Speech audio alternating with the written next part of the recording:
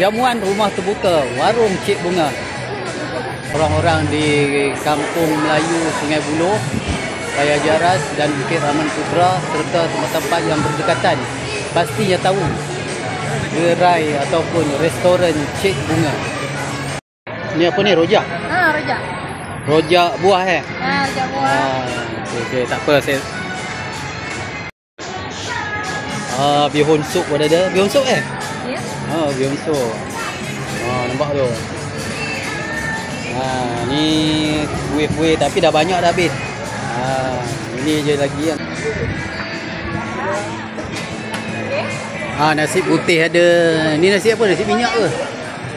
Nasi Arab. Nasi Arab pun ada. Tengok macam-macam menu ada dekat sini. Alhamdulillah. Dah banyak habis dah.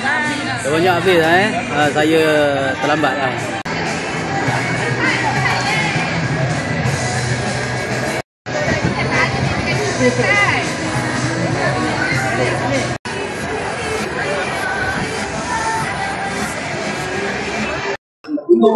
Terima kasih rakan.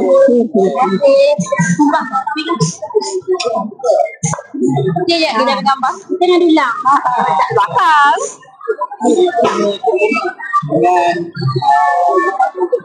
Saya nak ucapkan banyak-banyak berterima kasih siapa yang sudi datang ke perniagaan saya, Warung Cik Bunga. Untuk tahun ini kami menyediakan jamuan sedikit untuk hari raya dan saya rasa puas hatilah. Tetamu-tetamu pun ada sokongan apa semua daripada luar apa semua. Selamat Hari Raya Aidilfitri. Hari ini baru saya jumpa dengan owner Cik Bunga. Ni dia. Betul lah. Okey, betul. Dah berapa tahun dah Puan berniaga kat sini? Ya? Dah berapa tahun dah? Dah 8 tahun dah. 8 tahun dalam masa 8 tahun tu juga saya rasa saya tak tahu berapa kali datang ni. Hari ni bertuah saya jumpa dengan owner Cik Bunga. Terima kasih banyak jugalah. Sama lah saya pun nak ucap terima kasih.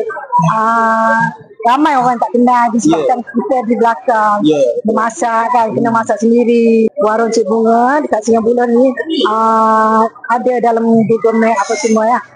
Warung Cik Bunga Kampung Melayu Sungai Buloh.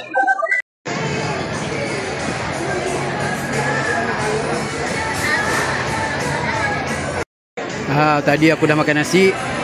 Ni aku makan dessert pula. Ini ubi kayu. Ini kuih berasaskan ubi kayu juga. Ini kuih apa tak tahulah. Macam pelangi pun. Tapi memang sedap. Jamuan sempena Hari Raya Aidilfitri. Hari ini mungkin hari terakhir orang buat jamuan Aidilfitri. Tadi minum air sejuk. Ni minum air panas pula. Teh tarik deh. Tahniah kepada pemilik dan tenaga kerja Warung Cik Bunga. Semoga perniagaan anda terus maju dan barokah, insya-Allah.